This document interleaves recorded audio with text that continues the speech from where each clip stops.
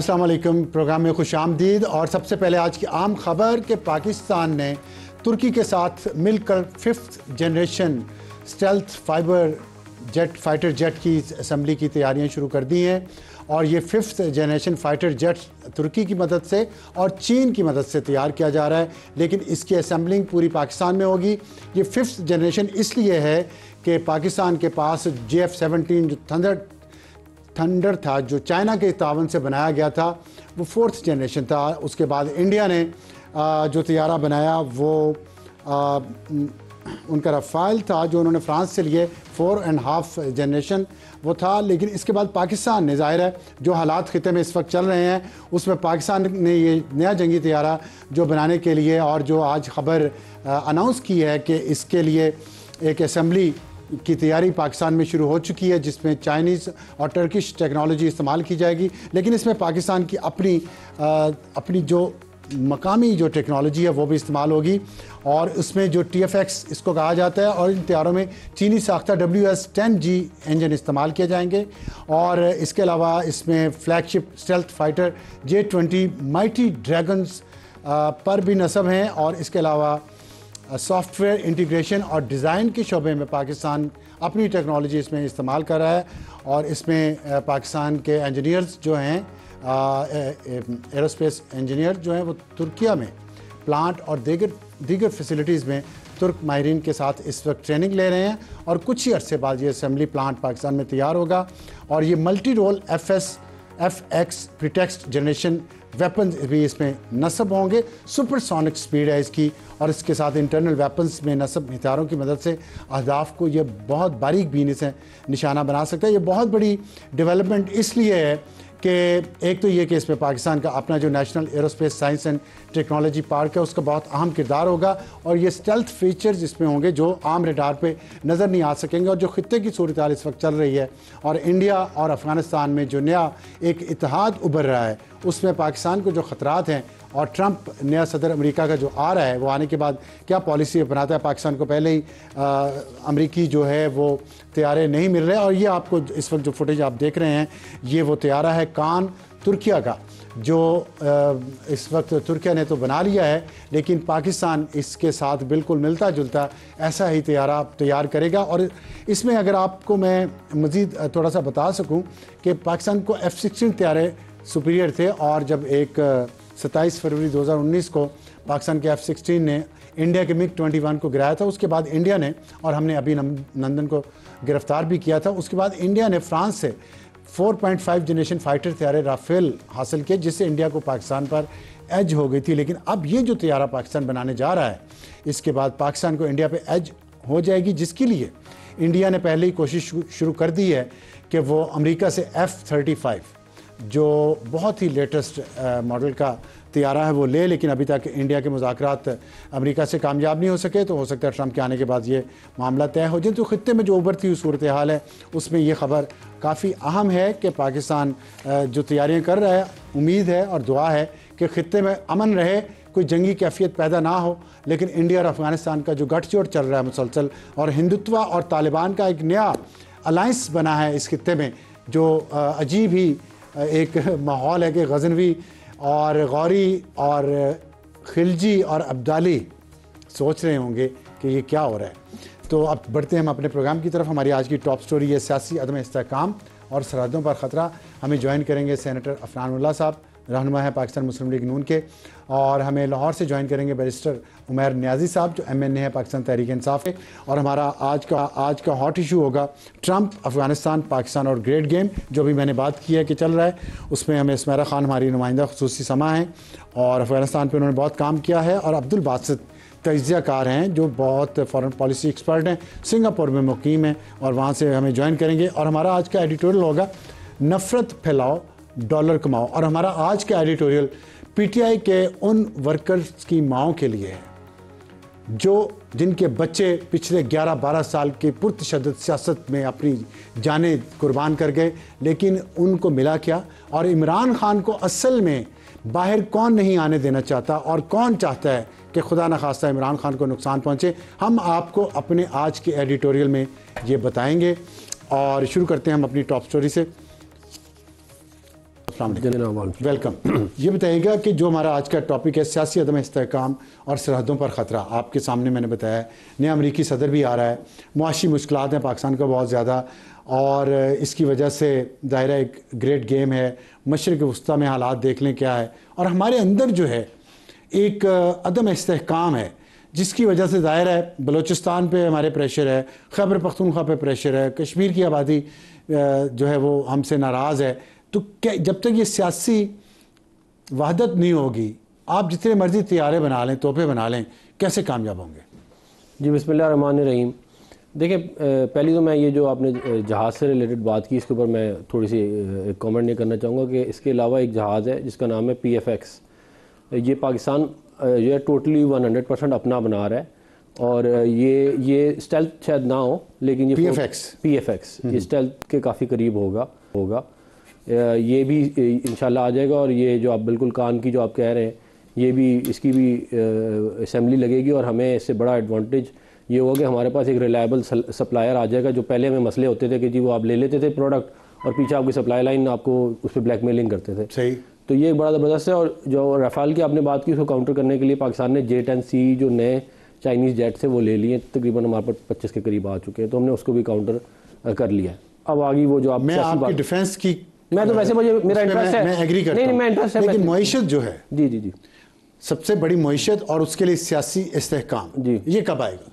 देखिए सियासी इस्तेहकाम लाने के लिए जो है वो तमाम मेजर पॉलिटिकल प्लेयर्स को ये बैठ के सोचना चाहिए कि हम ये जो तमाशा हम मुसलसल हमने लगाया हुआ है कि एक जा रहा है दूसरा आ रहा है, एक को गिराओ दूसरे को लाओ, ये सस्टेनेबल नहीं है इस मुल्क के लिए। इससे इस मुल्क का सोशल फैब्रिक कमज़ोर हो रहा है, इससे इस मुल्क की इकॉनमी कमज़ोर हो रही है।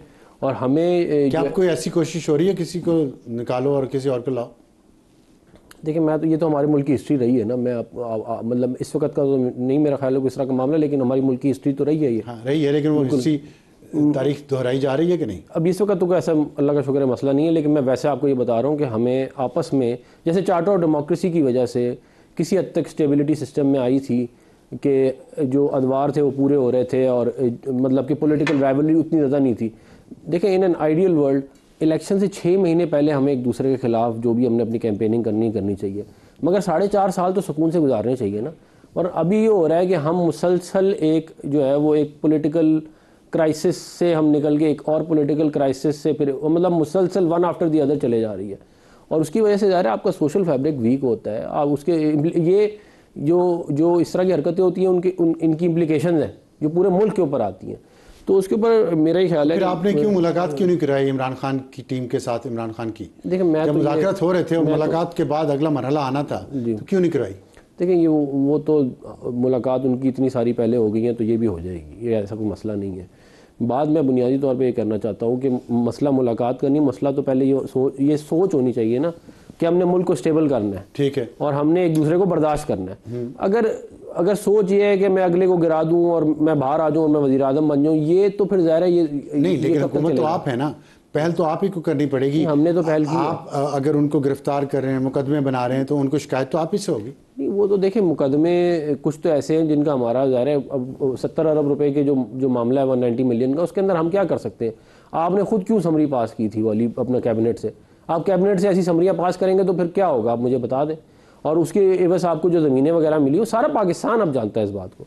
मैं सिर्फ ये समझता हूँ कि हम मुज़ाकरात में भी संजीदा हैं। अगर PTI मुल्क को आगे लेके जाना चाहती है तो उनको अपना ये जो बिहेवियर है ना कि हम कभी रेमिटेंसेस बंद कर देंगे, हम कभी इस्लामाबाद पे कब्ज़ा कर लेंगे, हम कभी जो है वो कोई और फॉरेन पॉलिसी अपनी खुद ही बना लेंगे, कभी IMF को लेटर लिख देंगे, ये कोई तरीका नहीं है ना।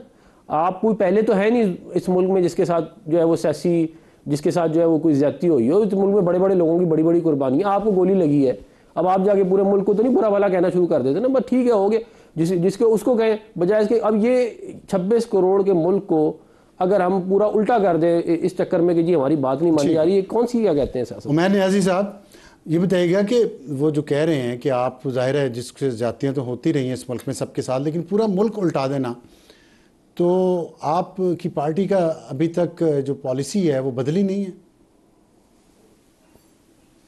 अच्छा जी, देखें मुल्क उल्टाने की तो पूरी हिस्ट्री है, हिस्ट्री में चले जाएंगे तो इनके खाते भी बहुत कुछ आ जाएगा, मगर अगर रीसेंट पास में भी चले जाएं, 3 साल से हुकूमत किसकी है? 3 साल से इनकी हुकूमत है। और जब इमरान खान ने हुकूमत संभाली थी उस वक्त के आदादो शुमार देख लें, आज के देख लें। इमरान खान जब हुकूमत छोड़ के गए 6% ग्रोथ पे छोड़ गए। आज आप न्यूक्लियर प्रोग्राम चला रहे हैं। देखिए एक मुल्क जब न्यूक्लियर प्रोग्राम चला रहा हो तो उसके खर्चे भी बहुत ज़्यादा होते हैं, मगर अगर आप बजट एलोकेशन देखें, आपने बजट में तो खाली 2.1 ट्रिलियन रुपीज़ एलोकेट किया है, जो रफली जो है ना $6 बिलियन के करीब बनता है। मुकाबला आप इंडिया से लगाने जा रहे हैं जो $75 बिलियन सालाना खर्च कर रहा है। बात है कि एक सी पैक के मंसूबे को मुकम्मल तो हम कर नहीं सके आज तक। सी पैक के बदले हमने डेट कितना रेस किया। पाकिस्तानी मईशत आज $35 अरब पे कर रही है उस पर, जो है ना, इतना हमने कर्जा उठा लिया है उस सी पैक के लिए। जब तक सी पैक का मकसद क्या था कि आपने रोड खड़ा करना था, सारी जो चाइना की थी इंडस्ट्री इधर आनी थी। आज चाइना की सारी इंडस्ट्री वो फिलिपाइन आगे पीछे चली गई है। देखें कर्जा आपने इनिशिएट कर लिया, आपको पता था कि आपको पावर प्लांट्स की ज़रूरत नहीं है, मगर फिर भी महंगे पावर प्लांट सी पैक के अंडर कोयले वाले दूसरे तीसरे हमने लगाए। वो इंडस्ट्री इधर उधर इसलिए चली गई कि दूसरा मरहला उसका जो था वो मुकम्मल नहीं हो सका। नवाज शरीफ चले गए और आप लोगों ने आसिम सलीम बाजवा को CPI का चेयरमैन बना दिया, जिनके अपने बिजनेस अमेरिका में थे। तो कैसे होता वो? नहीं, हमारे जाने उनके जाने से नहीं हुआ। बुनियादी तौर पे देखें पॉलिसीज़ की कंटिन्यूटी होती है। देखें कंटिन्यूटी के लिए आपको लीडरशिप चाहिए। बात है कि जब आप सियासी कुव्वतों को नहीं, आपकी बारी आई थी, आपने तो इलेक्शन के ज़रिए इन्हें निकाला ना। बात है हमने तो अपनी बारी तो पूरी निभाई। बात है गलत मुआहदे किसने साइन किए? क्या हमें उन पावर प्लांट्स की ज़रूरत थी जो हमने अपने ऐड ऑन किए? किसने किए? देखें हबको का आज निकाल के देख लें, शेयर प्राइस निकाल के देख लें, कितने वो बिजली पे खर्च कर रहे हैं, कितने पैसे मुल्क से बाहर लेके जा रहे हैं। ये मुआहदे किसने किए हैं? बात है देखें आज 45 रुपए की बिजली इस गरीब आवाम को पड़ रही है, जिसमें से 17 रुपये खाली कैपेसिटी चार्जेस के मद, 17 रुपये सॉरी टैक्सेस के हैं और 20 रुपये कैपेसिटी चार्जेस की मद में है। जो कॉस्ट बिजली की असल में आपको पड़ी है वो 7.5 रुपये की है। जब 7.5 की बिजली आप 45 रुपए की देंगे, फिर चाहे जितना मर्जी आप तोप जहाज रख लें, जब आवाम भूखी होगी आपने लड़ना क्या है? बुनियादी तौर पे इस वक्त फोकस चेंज करने की ज़रूरत है। आवाम को एम्पावर करें, आवाम की रोटी का बंदोबस्त करें। इस वक्त जो लोगों के हालात हैं, लोग तंगदस्ती के हालात में गुजार रहे हैं। देखें इस तरह से नहीं मुकाबले होते। हम बाकी मईशत इकॉनमी इसको कंपेयर कर लें, जितना बड़ा सोच लें, मसला क्या है? देखें अफ़गानिस्तान अगर बैठा हुआ है, हमसे गरीब मुल्क है मगर हमसे आगे जा रहा है, उधर रेलें चल रही हैं। हमारे क्या मुल्कों में नहीं रेलगाड़ियाँ चल सकती? हम माफिया से ही नहीं निकल सकते। हमारे यहाँ छोटे छोटे माफिया इतने स्ट्रॉन्ग होते हैं, वो आपकी पाकिस्तान रेलवे नहीं चलने देंगे, आपकी एयरलाइन तक बैठ गई। मतलब हालात ओवरऑल गंभीर हैं। देखिए इसके लिए जो है ना, इल्ज़ाम बराए इल्ज़ाम से मसला हल नहीं होगा। इसके लिए स्ट्रेटेजाइज करना पड़ेगा। अपनी जो फ्यूचर की बात कर लेते हैं, उसको फ्यूचर में अभी हम ये सुन रहे हैं कि आपका फिर आपकी पार्टी का फिर इरादा है कोई मुज़ाहिरा तरतीब देने का फरवरी के शुरू में या इस तरह। दूसरी तरफ मुज़ाकरात रुक गए हैं और कहा यह जा रहा है कि खान साहब का एक ट्वीट आया जिसमें उन्होंने वज़ीर आज़म पे और आर्मी चीफ के बारे में जो अल्फाज इस्तेमाल किए, उस वजह से मुलाकात नहीं हो पाई। आप समझते हैं कि इस तरह के ट्वीट्स जो हैं उससे मुज़ाकरात की फ़िज़ा को नुकसान पहुँच रहा है? अच्छा जी, फेयरली आप ख़ुद बता दें क्या मुज़ाकरात शुरू भी हुए थे? मतलब अभी तो टेबल पे बैठे ही नहीं है, खाली प्लेजेंट्रीज एक्सचेंज हुई हैं, ना फॉर्मली मुज़ाकरात के पॉइंट्स जॉट डाउन हुए हैं, कोई सीरियसनेस दूसरी साइड से नज़र नहीं आई। बेसिकली तो जो है ना एक किस्म का आई वॉश था कि गवर्नमेंट पहले ब्लफ कर रही थी, कहती रही कि जी PTI मुज़ाकरात नहीं करती। जब मुज़ाकरात की टेबल पे बैठ गए तो अब उन्हें निकलने का बहाना चाहिए। बात है कि अगर एक ट्वीट आ गया है, ट्वीट आए हैं, ट्वीट इनके बारे में जो इन्हें परेशानी लग गई है, बात है DG ISPR उस पर रिस्पॉन्ड कर लेंगे। पहले भी तो बहुत सारी चीज़ों पे उन्होंने रिस्पॉन्ड किया है ना। बात है कि अगर आप समझते हैं कि आप पॉलिटिकल फोर्स हैं, आपके पास ताकत है, आपके पास मैंडेट है, आप अपने मसाइल सामने रखें, आप हमसे बात करें, आप कहें जी मईशत में ये प्रॉब्लम है, आपकी वजह से है या हमारी वजह से है, जो है इशूज़ पे बात करें, डिस्कशन होगी, कोई रास्ता बंदा निकालने की कोशिश करता है। मगर बात यह है कि मुज़ाकरात अगर इस मकसद से हो रहे हैं कि ये समझे कि हमने इक़्तिदार को तवालत देनी है और PTI मुज़ाकरात में इस वजह से बैठे कि खाली जो है ना उसने इक़्तिदार में आना है, तो फिर मुल्क कहीं नहीं चलेगा। बात है मुल्क चलाना है, ये बात तो आपने हर बड़ी साइड को संजीदा होकर बैठना पड़ेगा। बिल्कुल बिल्कुल, तो बिल्कुल ये बात ठीक है। तो इस पर PTI आप कहने संजीदा है। अफरान साहब ये बताइए कि जो अभी उन्होंने बात की है कि अगर ट्वीट आया है, एक ट्वीट के आने से जब ये बात तय हुई थी कि बाहर जो कुछ मर्जी होता रहे, कोई कुछ भी कहता रहे, जो मुज़ाकराती टीमें हैं वो मिलती रहेंगी, वो अपनी बात जारी रखेंगी, तो फिर एक वादा किया कि मीटिंग करवाई जाएगी मुज़ाकराती कमेटी की इमरान खान से, वो नहीं करवाई हुकूमत ने, जिससे ये अब डिले हो गया है। तो न्याजी साहब जो कह रहे हैं बात, उसमें वज़न तो है। देखिए बात यह है कि इमरान खान साहब जो हैं वो उन खुशकिस्मत सियासी लीडरों में शामिल हैं जिनकी बहुत सारी मुलाकातें हुई हैं जेल में। ज़्यादातर जो है वो लोग सिर्फ जुमेरात वाले दिन मिलने की इजाज़त होती थी जब मियाँ साहब जेल में थे कोट लखपत में। तो ये तो इनकी तो आपको पता है कि आए दिन मीटिंग वगैरह हो रही होती है। मुझे कोई इसमें वो भी नहीं है, लेकिन ये कोई ऐसी चीज़ नहीं है जो हम नहीं कराएंगे, इंशाल्लाह हो जाएगी। ये ऐसा प्रॉब्लम नहीं है जो रिजॉल्व नहीं होगा। लेकिन ये बात ध्यान में रखें कि देखें ये कोई मुज़ाकरात जो है ना, ये कोई टाइम बाउंड नहीं है। ये जो इस तरह की चीज़ें होती हैं इनमें बहुत आपको टाइम भी लगाना पड़ता है, इसमें बहस भी होती है, फिर रास्ते निकालने पड़ते हैं, फिर अगर नीयत हो तो रास्ता निकल भी आता है। तो अब चार्ट ऑफ डेमोक्रेसी के ऊपर आपको पता है कितना अरसा लगे पीपल्स पार्टी वो ठीक, वो मुज़ाकरात होते रहे तो ना, यहाँ तो मुज़ाकरात हो ही नहीं रहे, ऐसा शुरू हुए फिर ख़त्म हो गए। नहीं, वो इंशाल्लाह जो है वो मुझे उम्मीद है कि ये मज़ीद बेहतर हो जाएंगे। लेकिन मैं आपको एक बात और ध्यान में रखें, देखें अगर उल्टी सीधी ट्वीट्स आएंगी ना तो आप जो मर्ज़ी कहते रहे उसका असर ज़रूर होता है। ये नहीं हो सकता कि उसका असर ना हो। तो ये अगर माहौल अच्छा रखेंगे तो ज़रा बातचीत अच्छी होगी, मामला आगे बढ़ेंगे। कौम की भी उम्मीद है कि शायद उस मुज़ाकरात में से कुछ निकल आए। हम भी उम्मीद लगाए बैठे हैं कि शायद इससे मुल्क में सियासी इस्तेकाम आ जाए। ठीक है, तो जो है वो उसकी तरफ अपनी कोशिश जारी रखेंगे। उमैर नाज़िर साहब ये देखिए, एक बात तो है ना कि जो सियासी जमातें होती हैं वो सियासी और जमहूरी अमल के ज़रिए अपने हकूक़ के लिए लड़ाई करती हैं, स्टैंड लेती हैं, वो पुरतशद्दुद तरीके नहीं अपनाती।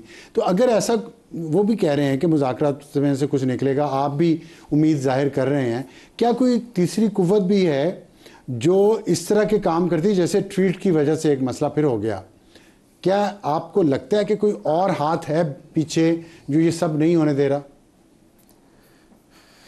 अच्छा देखिए, बात है और हाथ का तो पता नहीं, मगर बुनियादी तौर पे देखना है। देखिए पॉलिटिकल फोर्सेस कभी भी इतनी हाइपर सेंसिटिव नहीं होती कि ट्वीट से जो है ना इन्हें तशद्दुद फील हो रहा है। बात है कि पॉलिटिकल पार्टीज़ रियलाइज़ करती हैं जब ऑपोजिशन में होती हैं उनका नेचर और होती है। गवर्नमेंट वाली साइड पे जब आप जाते हैं तो आप कदरे डोसाइल हो जाते हैं। लेकिन इतनी बदजुबानी भी तो नहीं होनी चाहिए ना, क्रिटिसाइज़ करना है सियासी जमातों का। नहीं, देखें बदजुबानी की बात करें, देखें मरीम नवाज़ साहिबा ने कल क्या ज़ुबान इस्तेमाल की, मतलब वो रिपीट भी नहीं कर सकते, ठीक है ना। अगर इस तरह के इलाज अगर गवर्नमेंट साइड में आके हर किसी कोई करने लग जाए ऑपोजिशन का, तो फिर तो देखें आपके पॉलिटिकल स्पेस ही आप ख़त्म करने की बात कर रहे हैं ना। देखें साइड जवाब दिया, जिसने घूमना ही घूमना है। अच्छा, फिर जवाब ऐसे देना है तो फिर जवाब दर जवाब भी आएगा, ठीक है ना। फिर शिकवा करेंगे तो जवाब। हाँ, वही कह रहे हैं ना कि ये क्यों नहीं रुक रहा, इसी चक्कर में रुक क्यों नहीं रहा। देखिए एक साइड आप देखें ज़्यादा शिकायत तो आप लोगों से कि आप बिल्कुल नहीं रुकते। अगर रुक जाए, ये ट्वीट ना आता, फॉर एग्जांपल मैं फ़र्ज़ कर लें ये ट्वीट ना आता, मुज़ाकरात होते रहते तो हो सकता है मरीम नवाज़ की भी ये बयान ना आता। नहीं, तो जहाँ अगर मुज़ाकरात करने की नीयत ही ना हो तो वो तो कोई भी और बहाना बना लेते। ट्वीट ना आता, किसी और चीज़ को बहाना भी बनाया जा सकता था। आप समझते हैं कि हुकूमत बदनीयत है मुज़ाकरात करने में? मैं समझता हूँ कि वो एम्पावर्ड नहीं है, वो परेशानी फ़ील कर रहे हैं और उन्हें इस मुज़ाकरात में से अपनी ज़ात के लिए कुछ निकलता नज़र नहीं आता। शायद जो तीसरी कुव्वत आप इशारा कर रहे थे उनके लिए कुछ निकल आए, पर इनके लिए कुछ ना निकले, जिस वजह से हुकूमत का ये रवैया है। नहीं तो आपके ख्याल में जो मीटिंग नहीं होने दी वो हुकूमत ने नहीं होने दी, जिसको आप कह रहे हैं एम्पावर्ड नहीं है? 100%। देखें हुकूमत का, देखें मुलाकात कराना तो इतना बड़ा इशू ही नहीं है। मैं कहता हूँ आज हुकूमत चाहे आज ये मोहसिन नकवी साहब को फ़ोन करें, अभी इस वक्त जेल खुल जाएगी, मुलाकात हो जाएगी।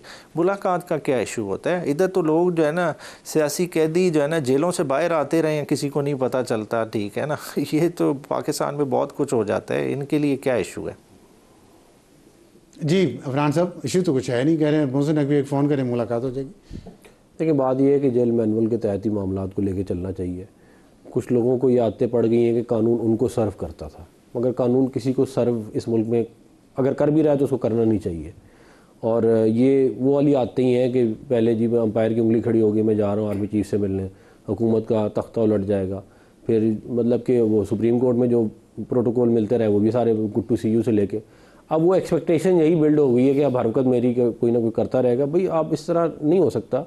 इस मुल्क के अंदर और भी बहुत सारे सियासी लीडर हैं जिन्होंने बड़ी तकलीफ़ें काटी हैं।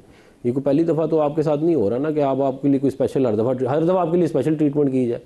और बात ये है कि अगर इमरान खान साहब संजीदा हैं तो भाई वो कोई रास्ता तो बताएं कि देखें जी हम अपने और अपनी ज़ात के अलावा वो ये बताएं ना कि जी मुल्क जो है वो सियासी इस्तेहकाम कैसे आएगा मुल्क में? क्या हम एक दूसरे को गालियां देते रहेंगे, लड़ते रहेंगे, सियासी इस्तेहकाम आ जाएगा? दो शराइत दी हैं उन्होंने, वो कहा है कि वो तो वही है ना, वो तो वही है, वो तो रिहाई कर दे लोगों की 9 मई और 26 नवंबर। बहुत शुक्रिया सेनेटर अफरान और बैरिस्टर उमैर न्याजी साहब, हमसे बात करने के वक्त। तो एक ब्रेक के बाद वापस आएंगे। तो आज का हॉट इशू ये है कि ट्रंप अमेरिका में सदर बनने जा रहे हैं और ट्रंप की डिक्लेयर्ड पॉलिसी है कि दाइश अमेरिका की मुखालिफ है, तालिबान अमेरिका की मुखालिफ है, आपस में वो लड़ें तो हमें इस पर खुशी होनी चाहिए, ट्रंप का कहना है। और दोनों ही अफ़गानिस्तान में मौजूद हैं और पाकिस्तान भी यहाँ पे, पाकिस्तान के साथ भी बॉर्डर गर्म है। ये क्या कौन सी ग्रेट गेम है, इस पे बात करेंगे एक छोटे से ब्रेक के बाद। प्रोग्राम में दोबारा खुश आमदीद। और हमारा आज का हॉट इशू है ट्रंप, अफ़गानिस्तान, पाकिस्तान और ग्रेट गेम, नई शुरू जो हो चुकी है इस खित्ते में। और आज इस्लामाबाद में लड़कियों की तालीम पर और चैलेंजेस और मौक़े के मौजू पर एक आलमी कॉन्फ्रेंस का इनेकाद किया गया। उस कॉन्फ्रेंस में मलाला यूसुफजई, 47 मुल्कों के 150 से ज़ायद मंदोबीन की शिरकत, लेकिन दावत के बावजूद तालिबान ने शिरकत नहीं की, क्योंकि तालिबान की जो इस्लामिक हुकूमत है वो हिंदुत्व के साथ आजकल बहुत खुश है और गज़नवी याद आ रहा है। गज़नवी बड़ा इम्पॉर्टेंट हो गया आजकल। खैर, हमें ज्वाइन किया इसमेरा खान, नुमाइंदा ख़ुसूसी समा, और अफ़गानिस्तान में इन्होंने बहुत दफ़ा गई हैं, वहाँ बहुत काम किया है। इनसे पूछेंगे कि ये हिंदुत्व और तालिबान का आपस में ये किस तरह का अलाइंस है। और हमें अब्दुल बासित साहब ने ज्वाइन किया है, सीनियर एसोसिएट हैं, फ़ेलो हैं, Raja Ratnam school of international studies Singapore से उन्होंने ज्वाइन किया और वो स्पेशलिस्ट हैं, एक्सपर्ट हैं अफ़गानिस्तान के मामलों पर। मैं सुमेरा, अगर आप इजाज़त दें तो मैं अपने नाज़रीन को ये बताना चाहता हूँ कि आप हैं वो खातून जिन्होंने आज वो ख़बर भी दी है पाकिस्तान का जो नया जंगी तैयारा आ रहा है एक्सप्लोसिव, और साथ आपने वो बड़ी तारीखी तस्वीर बनाई थी काबुल सरीना में, एवरीथिंग विल बी ओके। साहब ने ऐसे कप पकड़ा हुआ था और ऐसे खड़े थे, और आज हम सोचते हैं ये एवरीथिंग ओके किधर है। इस पर हम बात करेंगे, लेकिन मैं पहले अब्दुल बासित साहब से बात करना चाहता हूँ। अब्दुल बासित साहब, अस्सलाम वालेकुम। वालेकुम अस्सलाम। ये बताइएगा, आपके सामने है सूरत हाल, ट्रंप आ रहा है और ट्रंप ने एक दफ़ा बहुत वाज़ेह तौर पे ये कहा था कि दाइश भी हमारी दुश्मन, तालिबान भी हमारे दुश्मन, आपस में ये लड़ते रहें तो हमें इससे क्या फ़र्क पड़ता है, हमें इन दोनों को इनकरेज करना चाहिए कि दुश्मन हमारे आपस में लड़ रहे हैं। अफ़गानिस्तान में दाइश भी मौजूद है, तालिबान भी मौजूद हैं, और इस वक्त वहाँ एक इंटरनल फ़ाइट चल रही है। TTP ने एक पाकिस्तान के लिए अलग से प्रॉब्लम क्रिएट किया हुआ है। बलूचिस्तान में अलहदगी पसंद जो हैं उनको अफ़गानिस्तान से भी बेस मिल रही है, ईरान से भी मिल रही है। इस सारी सूरत हाल में पाकिस्तान ने 2 दफ़ा अफ़गानिस्तान के अंदर एयर स्ट्राइक की हैं। आपके ख्याल में ये ख़ित्ता किस तरफ जा रहा है, जबकि हाल ही में विक्रम मिस्री जो इंडियन फॉरेन सेक्रेटरी हैं और आमिर खान मुत्तकी की मीटिंग जो फॉरेन मिनिस्टर हैं अफगानिस्तान के, दुबई में एक मीटिंग हुई है। इस सारी डेवलपमेंट को आप कैसे देख रहे हैं? यार देखें, ये जो जितने भी फैक्टर्स आपने इसके इंटरनेशनल और रीजनल और लोकल डायनामिक्स हाईलाइट किए हैं, ये चीजें सिमर कर रही थी। जो लोकली और रीजनली तो इसके कंटूर्स बहुत ही ज्यादा जो है वो हमारे सामने विजिबल हो गए थे, लेकिन इंटरनेशनली भी अब जो यहाँ पे एक मंजरनामा बनने चाह रहा है, मेरा ख्याल है वो जो ट्रांजिशन के बाद से थी वो अब things have come full circle. तो ये बहुत ही क्लियर हो गया है कि यहाँ पे बैटल लाइंस ड्रॉ किस तरह होंगी, और ये भी एक बहुत ही क्लियर बात हो गई है कि यहाँ से थ्रेट गया नहीं है, दाइश का खतरा यहाँ पे मौजूद है। और जिस तरह के अभी रिसेंटली भी अमेरिका में एक अटैक हुआ था, उसके ताने बाने दूर से जाके दाइश से कहीं ना कहीं मिल रहे हैं। और जिस तरह की तब्दीलियां जो है वो मिडल ईस्ट में भी रोनुमा हो रही है, तो दहशतगर्दी जो है वो एक बहुत बड़ा खतरा जो है वो मौजूद रहेगा। तो ट्रंप एडमिनिस्ट्रेशन जो है वो इस दाइश के खतरे को लेके वो अपनी जो मिलिट्री है उसको पूरी आजादी देगी कि वो किस तरह इस खतरे से निपटना चाहेगी। अब पाकिस्तान को यहाँ पे ऐसी मिलिट्री प्रेजेंस तो यहाँ मिलिट्री, ये जो आपने मिलिट्री की बात की, कैसे मुमकिन है? मिलिट्री तो अब यहाँ पे नहीं है यूएस की। नहीं, वो जो डिसीजन मेकिंग करनी होगी तो वो अलायंसेस के थ्रू करेंगे ना। यहाँ पे डिग्रेड तो दाइश के खतरे को करना है, तो या तो उसके उनके पास ऑप्शन मौजूद क्या अलायंस है, किसके साथ है उनका? पाकिस्तान के साथ उनका? आप समझते हैं कि पाकिस्तान के साथ उनका अलायंस हो सकता है? सेंट्रल एशिया के अंदर भी उन्होंने अपने ऑप्शन खुले रखे हैं, कोई ना कोई उनकी जो कन्वर्सेशंस है इनकंक्लूसिव है, लेकिन पाकिस्तान के साथ भी हो रही हैं। अब यहाँ पे पाकिस्तान के ऑप्शन होंगे कि वो ट्रंप के साथ किस तरह की जो है वो कन्वर्सेशन खोलता है। तालिबान के ऊपर प्रेशर बढ़ाने के लिए अब जिस तरह की डिप्लोमेसी पाकिस्तान कर रहा है, ये बहुत पहले शुरू कर देनी चाहिए थी। पाकिस्तान के ऑप्शन यहाँ पे जो है वो ट्रंप के आने से खुल जाएंगे। नए चैलेंजेस भी हैं लेकिन नई अपॉर्चुनिटीज भी हैं। तालिबान जो है वो एक दो जबान से बात कर रहे हैं। एक तरफ तो वो टीटीपी की जो प्रेजेंस है उसको डिनाई करते हैं, दूसरी तरफ वो मेडिएशन की बातें करते हैं। तो जब टीटीपी मौजूद ही नहीं है तो मेडिएट किस बात पे करेंगे? तो वो जो दो रुखी पॉलिसी है वो सामने जाहिर हो गई है। वहां पे जाके जो उन्होंने जो इंडियन डिप्लोमेट के साथ जो है दुबई में मुलाकात की है, उससे भी बहुत ही जाहिर हो गया कि किस तरह की पोस्टरिंग जो है अब वो तालिबान कर रहे हैं। तो किसी भी एक्सटेंट पे जाएंगे टीटीपी को साथ रखेंगे, ये उनका वर्ल्ड व्यू है, ये उनको सूट करता है। लेकिन अब उनको ये भी वादे हो जाएगा कि पाकिस्तान भी जो है वो फिर हाथ पे हाथ रख के बैठा नहीं रहेगा, और उनकी जो स्ट्रेटेजिक कैलकुलस है तो टीटीपी को रखने की कॉस्ट जो है वो इंक्रीज होती जाएगी। और जैसे जैसे ये खित्ता जो है वो ज्यादा तशद्दुद की तरफ जाएगा, यहाँ पे वोलेटिलिटी बढ़ेगी, तो इंटरनेशनल कम्युनिटी की कंसर्न्स भी बढ़ जाएंगी। क्योंकि बात यह है कि टीटीपी की जो अलायंस है अलकायदा के साथ वो कोई ढकी छुपी बात नहीं है।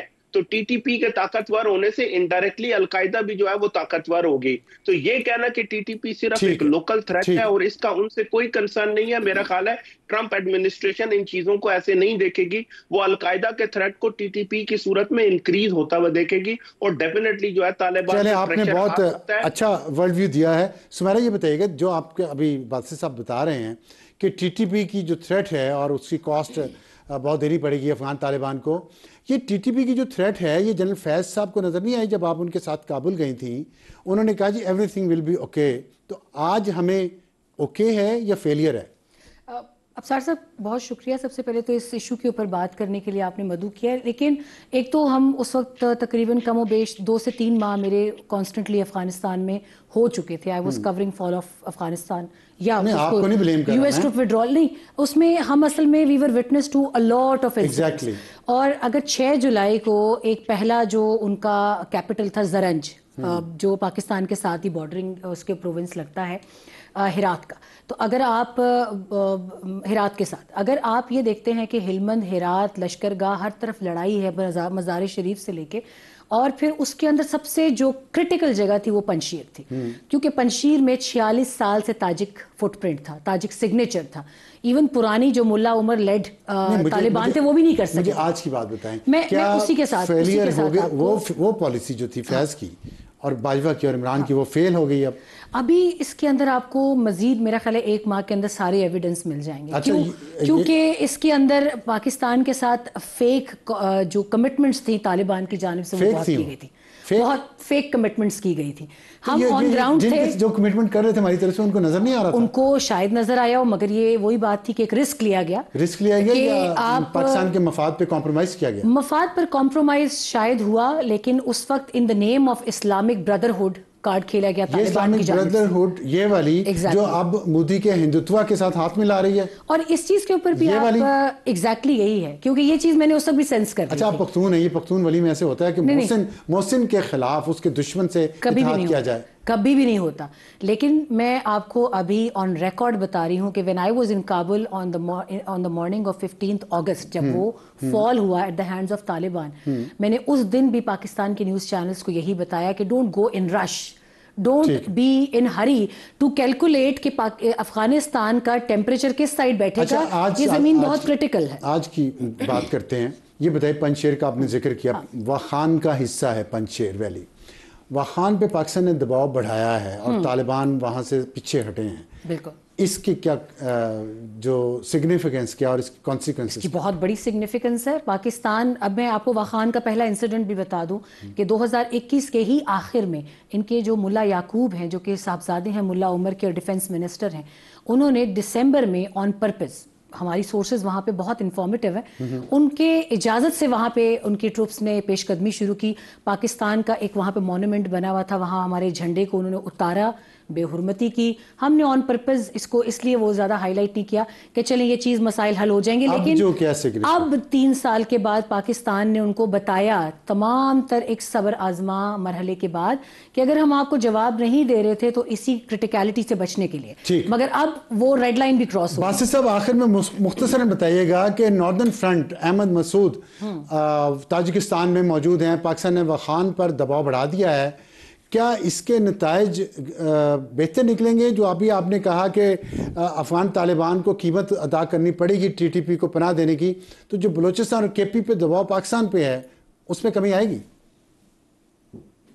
एकदम से कमी तो नहीं आएगी। देखिए, वो जो एक काम हो रहा था कि वो रेलोकेट कर रहे थे गजनी की तरफ TTP के एलिमेंट्स को, लेकिन फिर ये अटैक हुई और वो ऑन ऑफ वो करते हैं, तो ऑब्वियसली कहीं ना कहीं बैक ऑफ देयर माइंड ये जरूर होगा कि अब पाकिस्तान ये जो 3 तरफ से, एक उन्होंने डिप्लोमेसी शुरू की, सादिक साहब को वापस लाए, फिर एयर स्ट्राइक्स की, और अब ये वखान कॉरिडोर का थ्रेट, और फिर वो ताजिकिस्तान में जाके एक रीच आउट की है जो है वो अहमद मसूद को, तो डेफिनेटली इसकी वजह से तालिबान जो है वो रीथिंक करेंगे अपनी स्ट्रेटेजी को भी।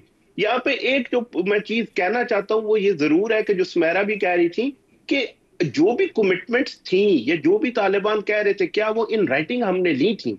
क्या कोई ऐसा मुआहदा मौजूद है? हम दुआ मुआहदे की तो बात करते हैं जिसको तालिबान डिनाई करते हैं कि पाकिस्तान को अप्लाई नहीं करता, तो हमने इन राइटिंग नहीं लिया। अब ठीक है सुमेरा, ये मुख्तसरन बता दीजिएगा, क्या इन राइटिंग कुछ था हमारे पास? नहीं, हमारे पास दोहा अकॉर्ड के अलावा सब कैटेगराइज्ड कुछ भी नहीं था। ठीक है, चलें आगे। और उसमें एक मैं क्विकली एक बात आपको ये भी बता दूं कि जब उन्होंने इंट्रा अफगान डायलॉग, जो अपना डायलॉग था उनका, जब उन्होंने वो मैच्योर नहीं किया तो पाकिस्तान अभी सिर्फ ये बता दें, आपकी पाकिस्तान के जो अरबाब इख्तियार हैं वहाँ तक भी काफ़ी पहुँच है, इन हालात में क्या मजबूत एक पॉलिसी फॉलो की जाएगी या फिर ज़िगज़ैग होगा? नहीं इफ्सार साहब, मैं इसमें आपको बहुत वाज़ेह कह सकती हूँ कि जो अफगान रिपेट्रिएशन का अमल इन हार्डनिंग द स्टेट, पहला स्टेप वो था, उसने हिला के रखा है TTP के खिलाफ बताएं। TTP के खिलाफ सबसे दूसरा स्टेप, अहम स्टेप ये था कि जब तालिबान ने कहा हम इन्हें नदरन अफगानिस्तान ले जाते हैं, पाकिस्तान ने कहा नहीं कबूल, या आप इन्हें हमारे हवाले करें और या फिर आप गारंटीज दें। तो ये 2 स्टेप्स बहुत बड़े थे और आई थिंक उनको फॉलो किया और इस पे दबाव बढ़ाता रहेगा Pakistan. I think army chief की जानिब से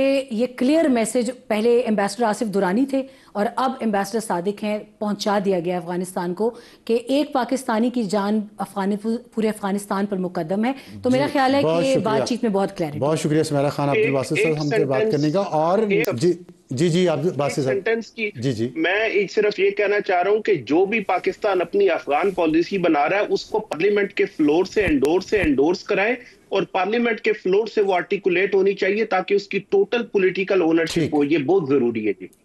ठीक है, बहुत बहुत अच्छी। आप ये पार्लियामेंट को ओनरशिप लेनी चाहिए, पार्लियामेंट को डिस्कस करना चाहिए। सुमेरा कह रही है ये है प्लान में, देखते हैं हम पार्लियामेंट में कब पेश की जाती है, क्योंकि माजी में पार्लियामेंट को साइडलाइन किया गया और जनरल फैज़ ऐसे लोगों ने इंडिविजुअली पॉलिसीज़ बनाई, तो पाकिस्तान को ये सब आज भुगतना पड़ रहा है। वक्त ब्रेक के बाद वापस आएंगे तो हमारा आज का एडिटोरियल PTI के उन वर्कर्स की, उन माओं के नाम जो अपने बच्चों को, उनकी लाशों को लिपट कर रोती रहीं, इसके पीछे क्या है और कौन माल बना रहा है और कौन नहीं चाहता कि इमरान खान बाहर निकले।